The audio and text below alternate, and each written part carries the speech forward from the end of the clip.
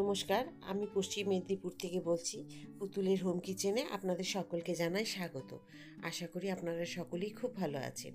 আমিও খুব ভালো আছি। আজকে আমি তৈরি করে দেখাবো দই কাতলা। তো তার জন্য একটা কাতলা মাছ কিনে নিয়ে এসেছে। তবে আজকে বেরিয়ে হঠাৎ করে একজন ভদ্রলোককে দেখেন রাস্তার ধারে অনেক মাছ নিয়ে বসে আছেন। তো এই ধরনেরই ওজনের মাছগুলো, এটা আছে 1 কেজি 700। তো আমাদের তার মধ্যে থেকে এই ওজনের মাছটি নিয়ে এসেছে। তো আপনাদেরকে একটু দেখাবো বলে এখানে ট্রেতে আমি রেখেছি। তো যখন নিয়ে এসেছিল জ্যান্ত একবারে, সেই সময় ভিডিও করতে পারিনি, একটু ব্যস্ত ছিলাম। তো তখন কিন্তু মুখটা নড়ছিল। তো যাই হোক, এখন মাছটাকে কাটিয়ে নিতে হবে। তো মাছটা সত্যি কথা বলতে আমি কাটতে পারবো না বলে আমি কাটিনি। যে দাদা থেকে মাছ নেওয়া হয় উনি কেটে দিয়েছেন এই মাছ। মাছের পিসগুলো খুব ভালো করেছে। তবে কানাশি আমি সবসময় বলে দিই ফেলে দিতে। তো নিয়ে চলে আসে আমার বাড়িতে, যে বেড়াল আছে আশেপাশে তাদের দিয়ে দিই।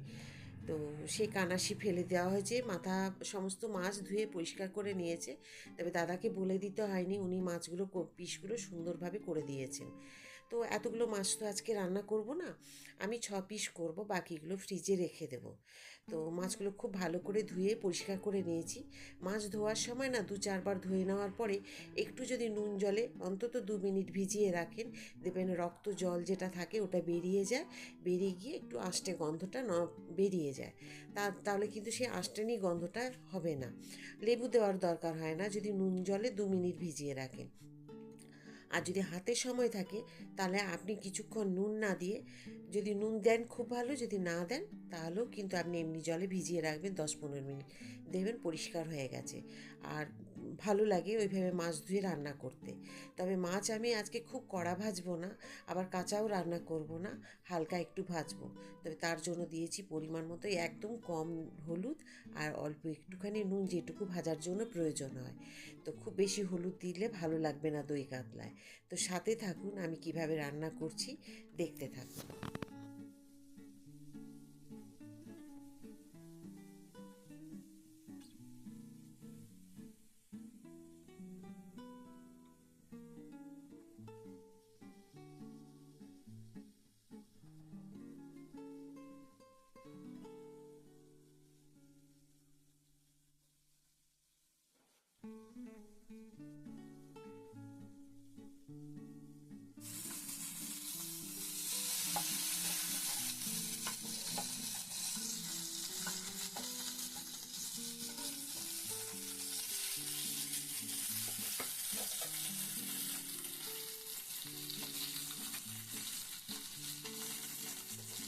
আমি যে দই কাতলা করব তার জন্য নিয়েছি দেখুন 1 ইঞ্চি আদা, 4টে কাঁচা লঙ্কা, ঝালটা আপনাদের ইচ্ছে মতো আপনারা নেবেন।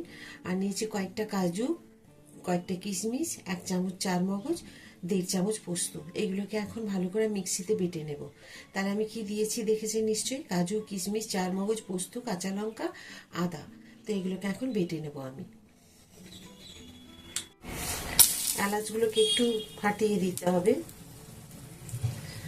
দারচিনি, 2টো শুকনো লঙ্কা, একটা তেজপাতা,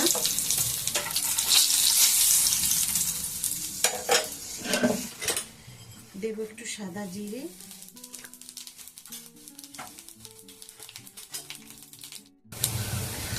দেব একটু রাঁধুনি। আমি যে কাজু কিশমিশ সমস্ত কিছু যে বেটে নিচ্ছি, আদা যে সব পেস্টটা করব, তার সাথে আমি 1 চামচ দিয়ে দিলাম মৌরি। এটা আপনাদের দেখাতে বা বলতে ভুলে গেছিলাম, এটা দিয়ে দিলাম। দেখুন এগুলো খুব সুন্দরভাবে কালার মানে রং হয়ে গেছে, পুড়ে গেছে ভাজা হয়ে গেছে। এখন দিয়ে দিলাম আমি কতটা পেঁয়াজ বেটে রেখেছিলাম, সেই পেঁয়াজ বাটা দিয়ে দিলাম।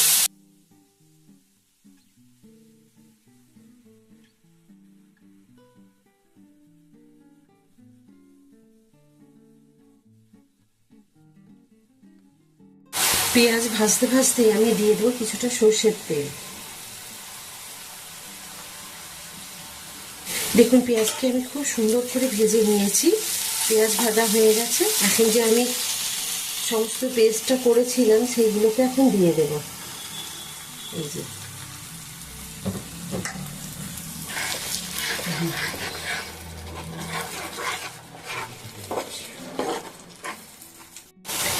দিয়ে দেবো এখন আমি নুন, পরিমাণ মতো যতটুকু লাগবে সেই নুনটুকু আমি দিয়ে দিলাম।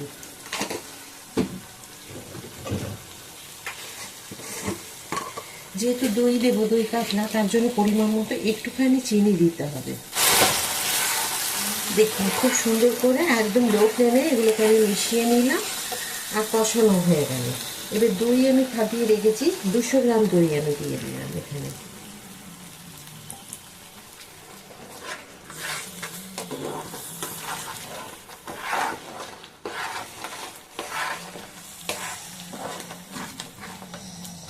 দিয়ে দেবো, এখন দেবো কয়েকটা কিশমিশ ওপর থেকে আমি, এতে দিলে খুব ভালো লাগবে। আর এখন দিয়ে দেবো ভেজে রাখা মাছ। আমার সব কিছু দেওয়া আছে, দিতে আরও কিছু বাকি আছে, সেগুলো আপনাদের দেখাবো। আচ্ছা, এখানে যদি আপনারা মনে হয় জিরে গুঁড়ো ধনে গুঁড়ো খাবেন তা আপনারা দিলে দিতে পারেন, কিন্তু জিরে ধনে গুঁড়ো এগুলো না দিয়ে কিন্তু একবার এইভাবে রান্না করুন, তাহলে দেখবেন যে কীরকম স্বাদটা হয়। তো সব জিনিসেই তো জিরে গুঁড়ো ধনে গুঁড়ো চলে না, তো এটাতে আমি দিইনি, দই কাতলাতে একবার করে দেখবেন এইভাবে অবশ্যই। দিয়ে দিলাম আমি একটু ধনে পাতা, আর কাঁচা লঙ্কাগুলোকে আমি মাঝখান দিয়ে কেটে রেখেছি সেগুলোকে দিলাম।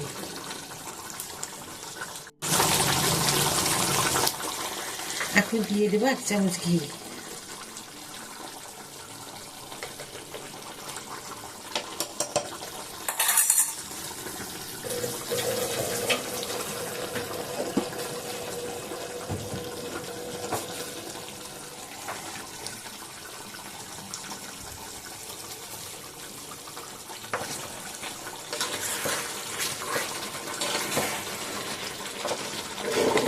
খুব সুন্দর গন্ধ বেরিয়েছে মাছ রান্নায়।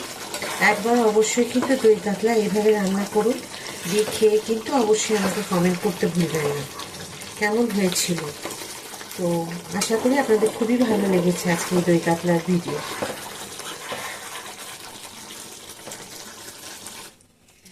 আশা করি আজকে আপনাদের এই রান্নাটি খুব ভালো লেগেছে।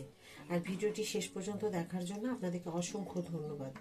এইভাবে আপনারা আমার সাথে থাকবেন, পাশে থাকবেন, আর প্রচুরভাবে আমার নতুন বন্ধুদেরকে দেখার সুযোগ করে দিন ভিডিওটি শেয়ার করে। আবার একটা নতুন ভিডিওতে আপনাদের সকলের সাথে আমার দেখা হবে। সবাই খুব ভালো থাকুন, এই বলে আজকের ভিডিওটি আমি শেষ করছি। নমস্কার। কেমন হয়েছে দেখুন।